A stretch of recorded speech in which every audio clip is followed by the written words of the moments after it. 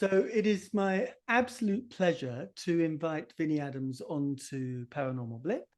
Hi, Vinnie. How are you? I'm good, Pete. Thank you so much for having me. I'm really looking forward to this conversation. I think it's going to be an interesting one. Well, I mean, we woke up, both of us based in the UK, we both woke up to quite big news, actually. And so let's talk about that straight away. It looks like, well, we know that this journalist from The Intercept, which is this kind of online publication, was given medical information of David Grusch. And as far as I know, The Intercept haven't yet published anything. And, um, you know, Ross Coulthart was on NewsNation um, early on in the morning, but last night, basically like in the middle of the night from our point of view, saying, this is coming from somebody in the CIA. I think you mentioned the CIA, certainly someone in the intelligence community that is not happy with Grusch coming out. And, it's an attempt, which I think the kind of, even just, less than 24 hours later, it looks like, certainly from the UFO community, it's like a failed attempt, but an attempt to discredit him. And they're doing it in the most ugly way. And everyone's been saying it every day. And it's absolutely, the case that, this isn't the 1950s anymore. You can't attack somebody on the basis that they seek help for, problems that they have, medical problems they have. I mean, it's just like it's so unbelievable, and people have been like blowing up on it all day. And it'd be interesting to see, because now there's a call for The Intercept to actually do the right thing and, either not publish the story or write about how actually, there's nothing to be ashamed of. If you have mental health issues, there's like, it's absolutely. And what's extraordinary about this is a long question here. I'm kind of ranting at the moment, but Sure.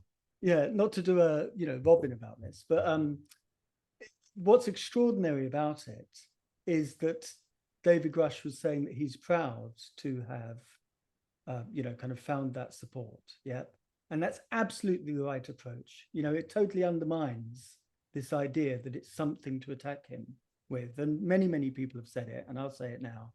It just goes to show the kind of person that he is, that he has these experiences. So that's not really a question, but I guess the question is to do with, what were your thoughts when you first woke up? What's your kind of position on this, I suppose, Vinny? Yeah. I mean, first and foremost, it's just crossing a line that should never be crossed. Yeah. I mean, putting aside the claims that David Grush has come forward with, you do not stoop this low against somebody who is, he's a patriot. He has, worked hard for his country. And this is just too much. There have been many, not only whistleblowers with, PTSD and mental health issues, but just in general, so many credible individuals throughout time, throughout the world, who have come forward and said things which have been verified, who have all had issues in their life, whether it be mental health or other things. And so, it surprised me that it was The Intercept. So these are very pro whistleblower. If you look Yeah. at Snowden and Chelsea Manning and people like that they've covered. So that was a bit strange. But yeah, I mean, they haven't published yet. So I think I agree with you there. They should either publish and be understanding more towards David Grush, but also it wouldn't hurt if they just outed their source. I mean, it's getting narrowed down very quickly. And we had Tim Burchett announced today via his Twitter account that he's going to take a couple of other members of the House Oversight Committee and look into who leaked it. So there could be some serious ramifications. And I hope that we get that, because these people just shouldn't be doing this. It's really below the belt. Yeah, absolutely. It'd be really interesting to see what happens with Tim Burchett. And it Yeah. was interesting because we're recording this just after you spoke to Tim McMillan, Yeah. who runs the debrief. And it was interesting that he said that he wouldn't publish it, Yeah. So that I thought that was really interesting that Tim said that. And you're absolutely right. I mean, it should, it's like a no-brainer. Of course, living in Britain, where we've got the gutter press, you kind of realize, oh, actually, it's not normal for, people to actually have kind of journalistic ethics. Sure. So what were your thoughts, generally speaking, when you, like, just if you think about like last couple of couple of weeks, like since the hearing, I suppose, going back to that, I mean, it was the debrief, wasn't it, that broke the story with Leslie's story. Yeah. Going back to that time and thinking about the hearing, yeah, like where do you feel like we're at in terms of, disclosure and Grush's testimony? I mean, we've obviously had a lot of information since that early June bombshell article that dropped on the debrief with very detailed information on the claims and the work that David Grusch had done over the 4 years, since he was in the UAP task force, and speaking to multiple witnesses. Some he claims being directly involved with the program, whether this be a legacy program of some sort. And so there was an awful lot to take in. And obviously it was initially very, very exciting. This felt like the big step that we needed to keep this momentum in this subject. Then, like you said, a bit of time passed. We had the hearings. I think they were really positive. A lot of people were very unsure why Ryan Graves and Commander Fravor were a part of the hearing, but I felt that it was very good to get their stories out to the public at large. I think it's the GOP Oversight YouTube channel. I think that hearings had over 1 million views now, which is very, wow, very good. So people are generally getting more and more interested. And then again, Grush was there. It was great to have him under oath for the public to see what he had to say. And some incredible questions were asked by the Congress members themselves. They'd obviously worked very hard in preparing for it. The staff members that they have, again, seem to be really putting their all into this subject and taking it seriously and trying to actually get to the bottom of it. Where we're at now, as in today, I do feel like we're in that little quiet period again. This is what we kind of find in the UFO subject. We get these hearings, these reports, these bombshell stories, but then we hit like a down period. But this is the time where there is work to be done. Now, as a podcaster who does have some sources, I can kind of try and dig out a little bit of information. But this is where I've really wanted to kind of do, a bit of a call to arms for people to contact their representatives in the US, but also for people around the world to contact their local governments as well and really sort of push. This is a global issue, and we shouldn't just sit back and wait to see what the US comes up with next. There is work to be done by members of the public if they want to just take that extra step and do something, feel like they're helping, because we'll be stronger together as a group. So that's kind of how I feel right now. I think that people shouldn't be disheartened if it goes a bit quiet for a few weeks. I think, we might see some rumblings of potential Senate hearings coming up, which would be really good. It'd be great to get some more witnesses in front of the Senate Armed Services Committee, the Appropriations Committee, or the Senate Select Committee on Intelligence. Get some real, powerful people chairing those hearings. I think that's what we need next. And yeah, hopefully we'll get it. And it's interesting you talk about, this is a global phenomenon, and all of us have a responsibility to kind of act and, be activists in this, asking for transparency, kind of demanding transparency. And I'm going to jump to a question that I was going to ask in a moment, but there is this, the UK UAP community have got this drive going on at the moment whereby people are being asked to write to their MPs. Yeah. And I've done this, and I've got this kind of standard, boilerplate answer, like obviously just like a saved, answer that was, my name was put on it, and that's the only thing that was written, and it was just not, I mean, it didn't even answer my questions. Like, it was just nonsense. The guy, my MP, clearly isn't engaged with this. And yet, at the same time, you kind of feel like if there were many, many, many people doing that, you get to the point where people would start realizing, okay, this is something that I need to start, paying attention to.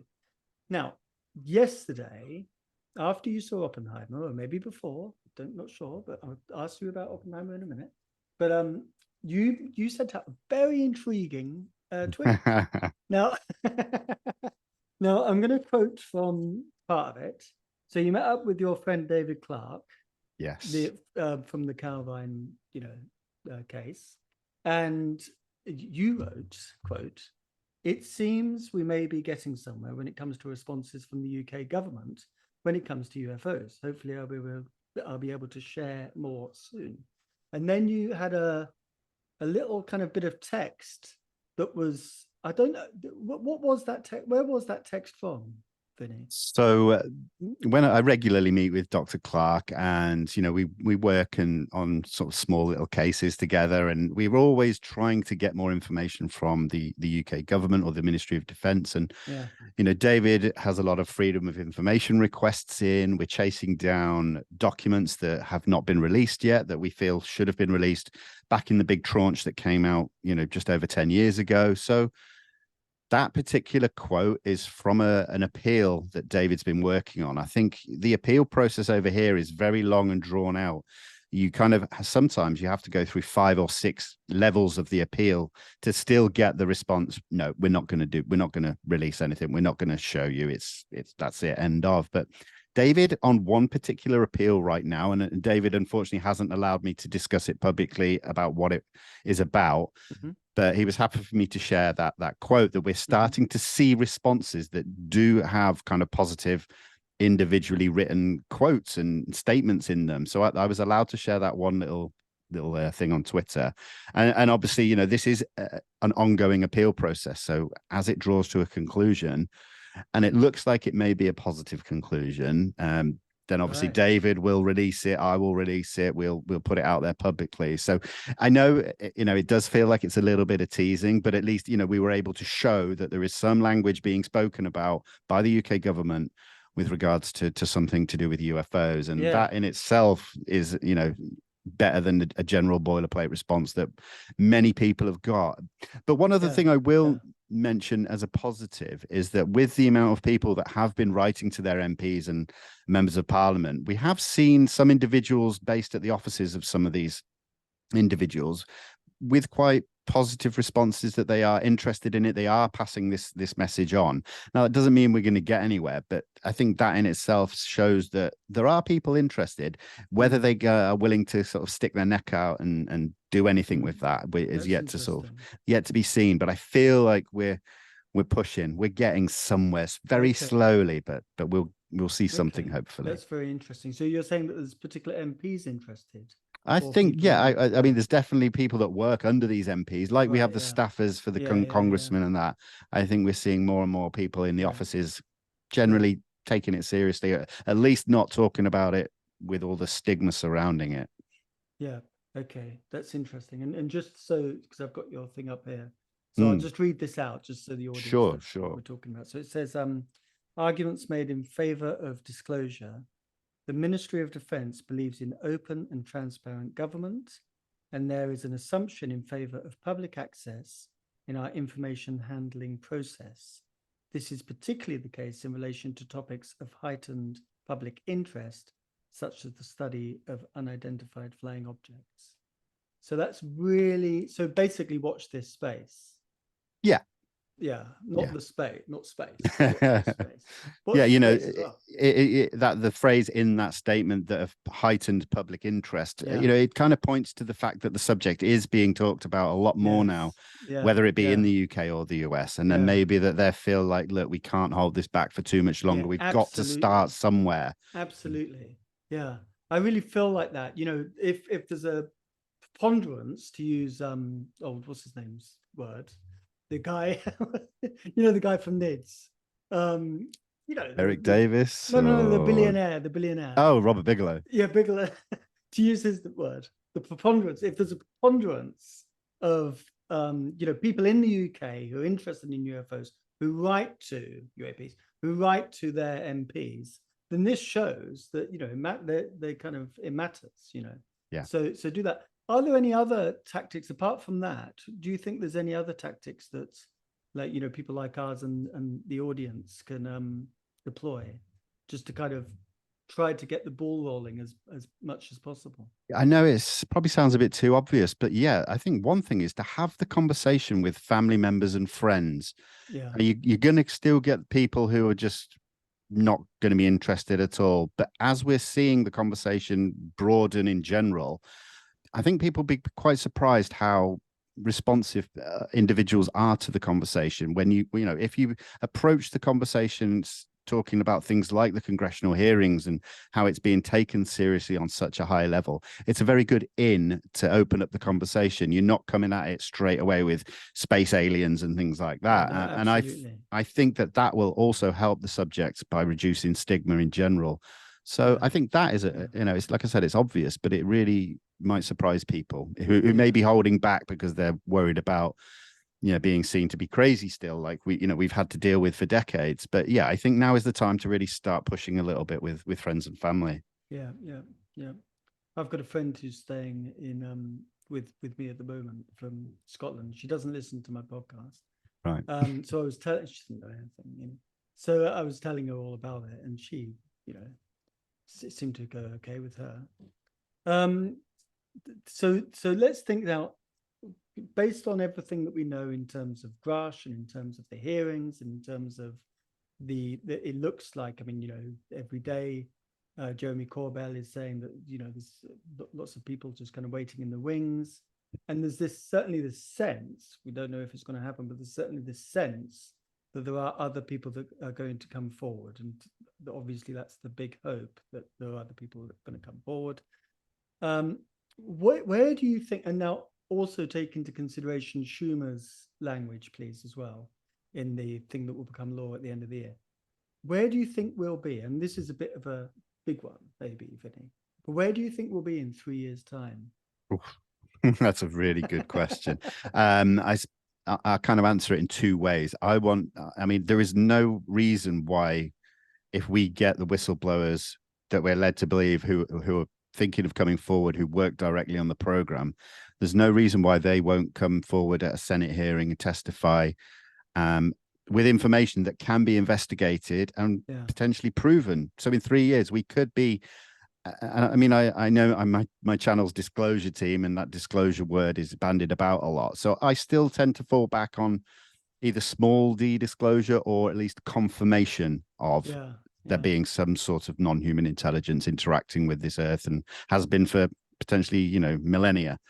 We could be at that stage. Now, I always kind of err on the side of caution and keep my expectations tempered. So I could see, if we haven't had disclosure in 3 years, I would see us a lot further down the field. We would have maybe an office that is not sat within the Department of Defense, but potentially under the executive branch, where it has more freedom to actually go after the information, whether it be in areas like the Department of Energy and things like that. I'm not being pessimistic by saying that we might not have disclosure in 3 years, but I think the processes that we're seeing being put into law each year through the National Defense Authorization Act, they take time. The whistleblower law that we had passed at the end of 2022, we've had David Grusch come forward through that, who helped to write that language as well. We've had a couple of other people speak to Arrow, but the process is still in its early stages. We're hearing about Arrow having phone conversations and taking notes over the phone with whistleblowers. I mean, that's not how the process should go. We hear issues of Arrow's funding. Then we have Dr. Kirkpatrick, who has turned out to be quite the controversial character. So for it to kind of really gain momentum, we would need that office to be working and fully functioning as mandated by Congress. We're certainly not there yet. So again, processes take time. I think that's what we need to see drawn out. And like Lou Elizondo always said, this is a marathon, not a sprint. So there's two kind of answers for you. Yeah. And do you see Schumer's language as essentially a kind of review body for documents that kind of goes, what is this, is it kind of 15 years in the past? I can't quite remember. I can't remember the time scale. I mean, I think it's a great idea. It includes 97, doesn't it? It includes Phoenix Lights. That's right. Yeah, that rings a bell now. That's roughly the cutoff point, I think, just trying to remember when it is. There's quite a bit of legislation. That's essentially what it is, or do you think, because the language is, sorry to cut you off there, that's okay, but the language is like, it's absolutely extraordinary, isn't it? It's sort of like 22 times it mentions NHIs. Yeah, it gives these kind of like these set, kind of time frames for people to essentially come forward, or we're going to kind of clamp down on you type thing. And I wonder, like, but at the same time, it has this other kind of facility of essentially reviewing documents, So I can't quite work out kind of practically how that will work. For instance, I said 3 years time because by that time the language would have kind of come into law and enough time would have gone past whereby if it all goes kind of ideally, hopefully we're going to know a lot more than we do now. And of course, there will be some things that are always going to be national security, and we could probably agree that that's rightly so. Sure. And Yeah. we don't know what that is, but Yeah. you know, but at the same time, yeah. What's your thoughts about the Schumer's language and the kind of role that might play? I think in theory, like you said, on paper it's really eye-opening. It's really a great bit of language. My concern is how is it going to be enforced? Yeah. And if a particular military branch or agency isn't forthcoming by following that piece of legislation, then how are the oversight committees or the inspector general or even Congress, how are they going to enforce it? How are they going to go to these branches and say, right, we know you've got something, give it to. I mean, that's my issue at the moment. I think what we might see is the start of the language being introduced this year, and then potentially by next year, if the ball's not rolling with regards to that specific piece of the act, then maybe they'll narrow in the language and tighten it up a bit more. Mm-hmm. I don't know. This is why, again, I err on the side of caution with certain bits of legislation. There is others that have been put forward in the last few months that, again, on paper look and sound really good, but the struggle would be to enforce it because there's nothing to stop not only military branches and agencies, but also government contractors. There's nothing to stop them from burying it deeper because they have been given time frames. Well, we know they've been burying stuff for a long time. They can certainly bury it a bit further. So yeah, it's going to be interesting to see how that plays out. Yeah, totally. Yeah. Okay, so that's really good. Now, let's take our foot off of the accelerator and let's I'm trying to learn how to drive at the moment. And let's go on to the brake. Is it the brake? And let's think about you for a moment, Vinny. Okay. When now you were researching UFOs and UAPs for a long time before you kind of publicly started to, kind of present yourself and present your research.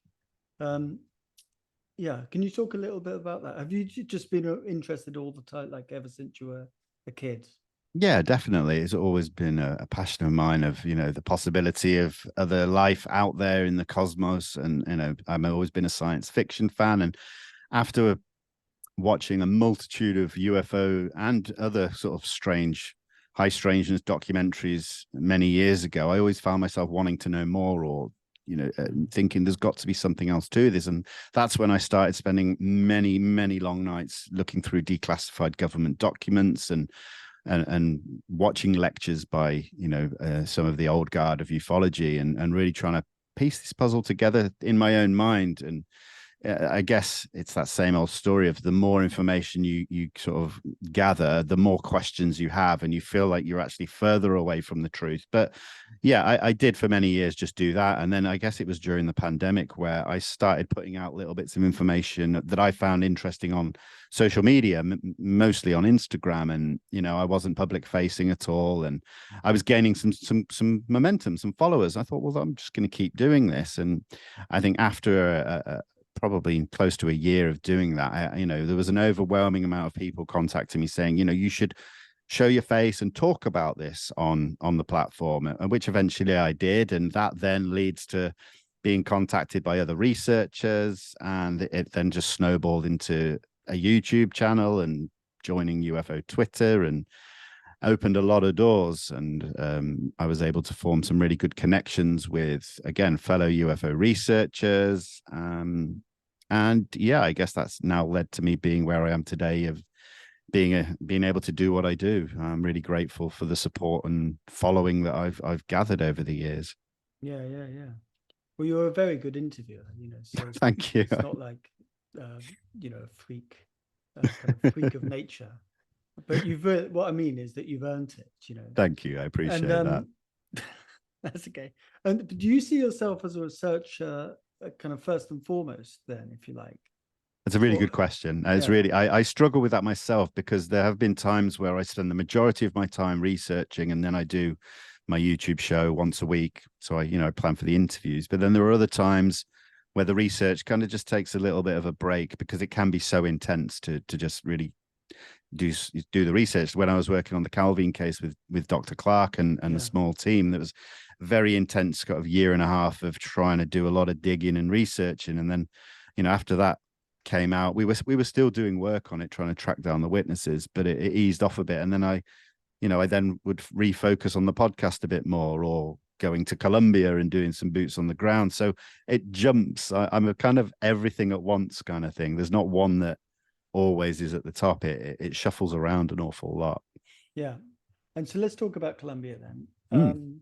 Season 2, episode 6 is on tomorrow, I think, on Thursday. I Is that think right? it's now been delayed again till Monday. Because Oh, has it? unfortunately, Ashley, who's editing and Yeah. everything, he got all of his computers and cameras were stolen from his house this week. So Oh, it's yeah, I read caused that. a little bit of a delay. Caused a little bit of a delay. I can't remember which day it's due now. Right. It kept Okay. changing. So it will I be either see. this Okay. week, or I think it's this week. Yeah. Yeah. Okay. Okay. Yeah. It's gutting that that happened. Yeah. Unbelievable. But it's really good. I've really enjoyed the season. It's Thank you. beautifully shot. Like it's a Mm. really classy bit of work. You must be really pleased with, kind of being involved, and you kind of do it and you see people filming it and filming you and blah blah blah. But then it comes out so beautifully. It's a really a very strong, kind of aesthetically strong show. How was it? How was it being? So have you tell us about Colombia? Tell us the whole thing, Yeah, sure. basically. So it was probably a couple of years ago now. I was contacted by Ashley Cowie, the guy who Yeah. kind of does it all. And he's a Scotsman, an explorer, adventurer who actually lives in Colombia now. And he had come across this story of these strange light phenomena on this mountain that had been, reported for hundreds of years by the indigenous people of the area. And there are even records dating back to the 1600s in archives of sighting reports, basically hundreds of years old. So he wanted to put together a team to go out and just investigate this. None of us are particularly highly qualified scientists or anything like this, but it's getting off our butts and going out and asking questions, interviewing locals, taking some equipment out with us and just seeing what we can do. As part of that, we managed to film the light phenomena at the end of season 1. Yeah. And so, the idea was to go back out in season 2 with, I had a thermal drone to see if we could capture it and get some data that way. But part of the whole phenomenology thing is that it's also tracking us as individuals, how we see this being in this strange country, and how it changes our perceptions of the culture of UFOs and high strangeness and mythology and lore and folklore. It's kind of the journey, as it were. I think that's always needs to be kind of highlighted because like I said, we're not highly trained scientists who are just out there to get the data and that's it. It's more of Yeah. this Yeah. Yeah. this beautiful journey that we've all been on now, some of us twice for 2 years for season 1 and 2. And if we Yeah. can get anywhere with the investigation as far as trying to understand what this light phenomenon is, then great.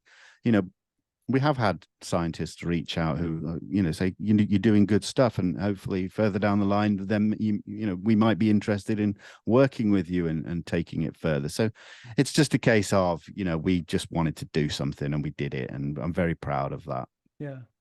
Yeah. And it's a wonderful show, and it's on Vimeo, just for my Yes. audience. And I'll put a link in the I description. appreciate it. Thank you. Now also then you went to Roswell. When was that? Was that June? At the very end of June of this year. Yeah, Yep. And you presented on the lights, the dancing lights. that's right. Yeah. Can you say little bit of your experience? What it was like going to Roswell? What was the conference like? What your presentation, etc. Yeah. No problem at all. Yeah, I was very honored to have been invited to speak at the Roswell Incident Conference.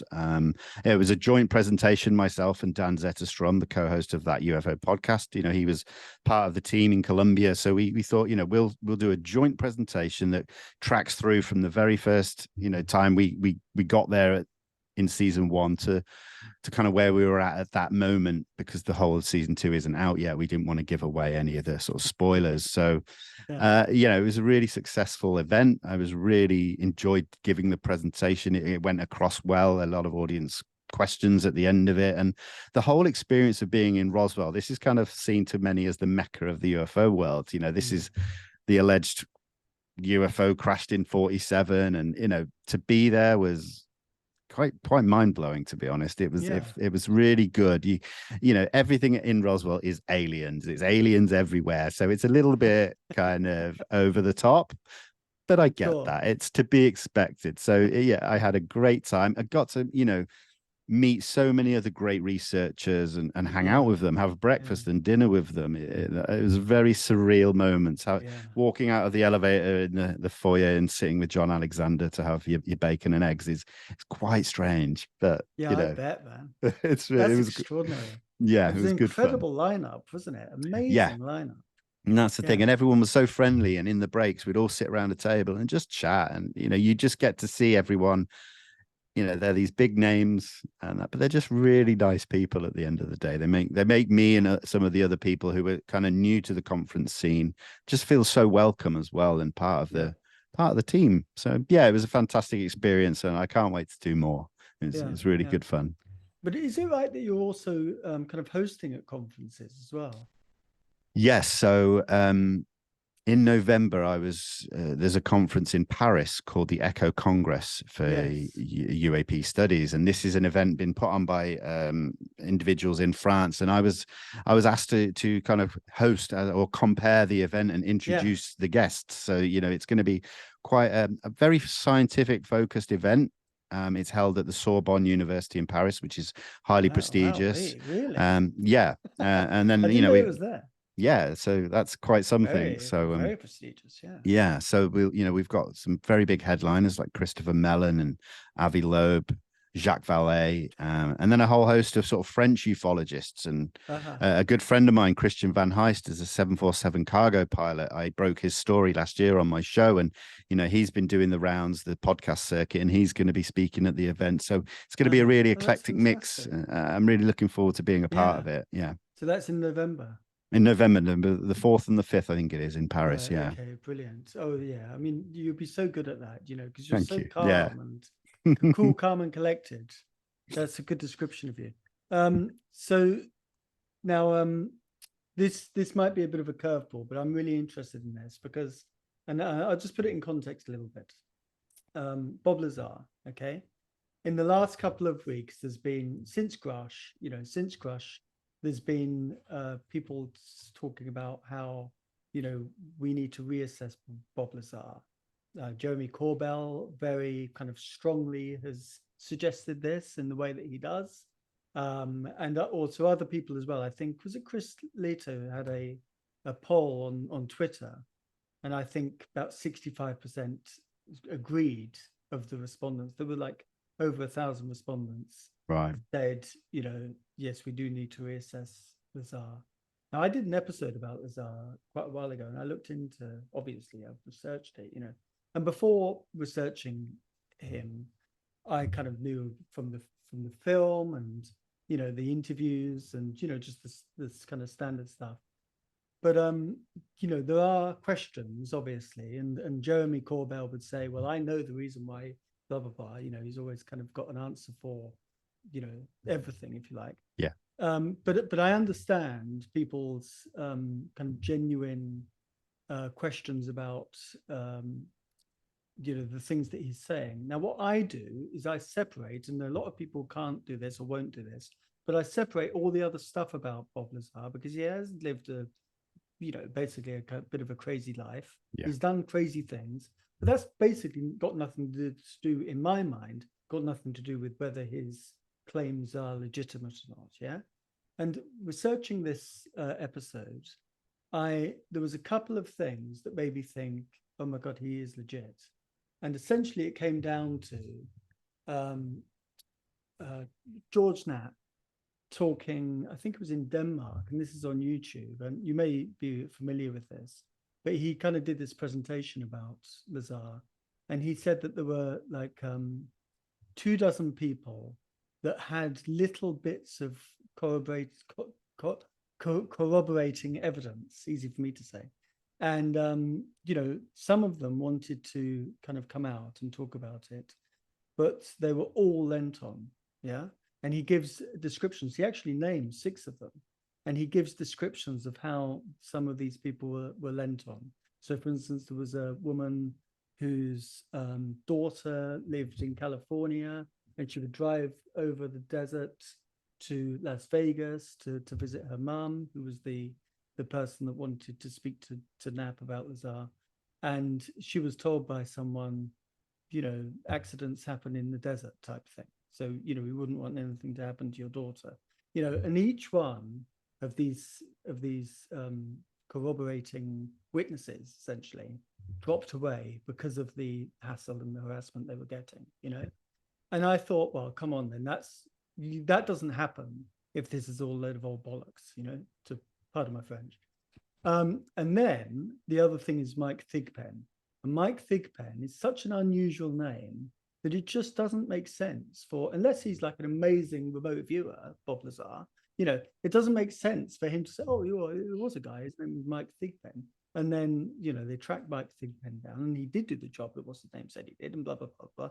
So there's a few things, and I'm not saying that, I don't have questions about everything, but there's a few things that make me think we need to think, was he right? Basically, was he telling it as it is? And certainly on the surface, Grusch's, testimony of there being a secret UAP program that has been hidden by kind of, Congress and everyone else, like buried deep and compartmentalized, that matches with what Lazar was saying, back in the day. So what do you think, Vinnie? It's a very, very difficult one for me. I've spent many years going back and forth with the Bob Lazar story, and I always hit a brick wall because we need more evidence. It hasn't been proven either way, whether he's telling the truth or not. And I appreciate everything that points to him being legit. And then I can sometimes see on the other side that there are some red flags as well. And so it keeps me on the wall. Or on the fence. I don't know which way to go because I would just need more to change, to go either way again. I haven't got the time to sort of spend on it, What I would say is that Bob Lazar, and we've been told that he claims to have or know the whereabouts of a sample of element 115, and if that is the case, then people have said he should just present it to the world and he'll be, that'll be it. He'll be proven to be true. I don't expect that. I know that it'd be easy for people to say that. I think that would be quite difficult for Bob to do, but nothing is stopping him from presenting it to Arrow, to Congress, to like approach Congress. There are whistleblower protections now. What's stopping him from doing that? Then we hear the statement, I think last week, saying, well, Bob Lazar owes the UFO community nothing. Well, okay, fair enough. I can understand that to a degree, but if he has this knowledge that would prove the existence of extraterrestrials, then does he not owe it to the world? This is where I'm at with it, and it's like, no, it's tricky. I totally get that. I totally get that, Vinnie, because it is, you would think that like another person in his situation would be like chomping at the bit, going, at last, now the law is in place. Oh, sorry, I bashed my microphone. How professional of me. The law is in place.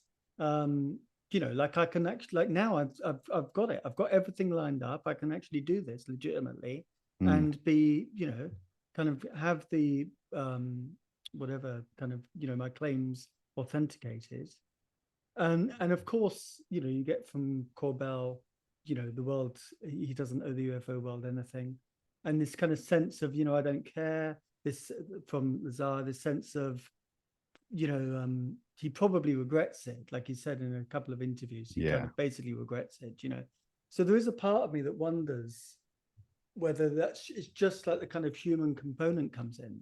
It was a long time ago. It was essentially something that messed up his life, and he just doesn't want shot of it. But the interesting thing now, having said that, is that he's back, isn't he? Because he's doing this thing with WANA, whoever the hell they are, which we don't know anything. Well, I don't know anything about them, but he's filming something somewhere with this bunch of people. So, it's a bit. I totally get that it's a very odd case with a very odd character at the center of the case. Nothing is kind of clear cut. You'd imagine, like you say, he'd just go to Congress with this vial of element 115, or get Nolan on the phone. Do you know what I mean? Come on, know. So I have nothing against the guy, but that's if he's not willing to do that, then I have to leave that story to one side and focus on the other avenues of progress that we've got right now, because otherwise I'll probably end up just getting frustrated with it like I did years ago, and I can't. Sure. Well, before we move on, just last thing about Lazar. Do you think that, generally speaking, not you, but do you think, generally speaking, other people should reassess his claims? I wouldn't like to tell people what to do in that respect, because if they do the research right, they'll probably just hit the same brick wall that other people have. A lot of people have completely written him off now because of the work that's been done by people like D. Dean Johnson, who has presented some very good research that points all the red flags out and that. So again, are you going to go that far? It's going to be a belief, whether it's a belief that it's legit or it's a belief that it's not. And I can't use my belief as a conclusion to any story. I have to wait for the data that ticks all the boxes and pushes that off the table in whichever direction. So it's up to people. Just don't be surprised to be frustrated. Vinnie, that's an excellent answer. Last thing, Oppenheimer. How was it? Fantastic movie. Absolutely wonderful. Really? Yeah, really good. I'd spent a lot of time in the last few weeks just watching old documentaries on Oppenheimer, some from as far back as the 60s up to sort of more modern stuff, and documentaries on the kind of reprisals that Oppenheimer faced following the Manhattan Project and things like that, just to kind of familiarize myself with a bit more detail of what to expect. But the way that Christopher Nolan presents the movie it blew my mind. And I watched it in 35 millimeter, so it had a certain style to it as well. So I was just really impressed. It's epic. It's very good storytelling. It's very character driven. The acting's fantastic, and it doesn't just focus on the Manhattan Project. It's his life before and the things that happened to him afterwards. Brilliant. Highly recommend it. One of my top films. Well, really? One of your top films? Yeah, I think I'm going to be able to go. If I'm right, I think I'm going to be able to go back and watch it and each time see little parts and scenes in a slightly different light. It's one of them films that you can do that. I think it'll. So maybe I'm jumping the gun by saying one of the best ever, but I can see that happening for me in the future. Had a big effect on you, clearly. Yeah, absolutely. Yeah. Right. Well, I really look forward to seeing it. What's your favorite UFO film, just out of interest? But documentary wise? I was thinking fiction. Science fiction. I'm gonna say Close Encounters of the Third Kind is definitely number one. I think, like, on a more modern one, I'd like to say Arrival, because I like the concept of communication with a race that is just completely alien to us. Excuse the pun. Yeah. And documentary. Oh, I mean, it's obvious the Phenomenon's got to be up there with James Fox, and again, his early work was great. Too many to put one at the top. I think they all come at it from a different angle, so struggle with that one. For me, Aerial Phenomenon. Yeah, I mean, that's up there as well. Yeah, definitely. Absolutely extraordinary. Absolutely brilliant. And the whole journey of that, like, the years that Randall Nixon took to make it, and the whole, kit and caboodle of that was just extraordinary. Absolutely. Very special film. Well, Vinnie, it's been an absolute pleasure. Thank you so much for spending this time talking to me, and thank you for sharing your insights. I'm a huge fan, Vinnie, and I watch your shows all the time, and you're a fantastic interviewer, and it's been a real pleasure spending some time with you. Oh, the pleasure's all mine, and thank you so much for the kind words, Pete. I really appreciate it. It's been fantastic. Thank you.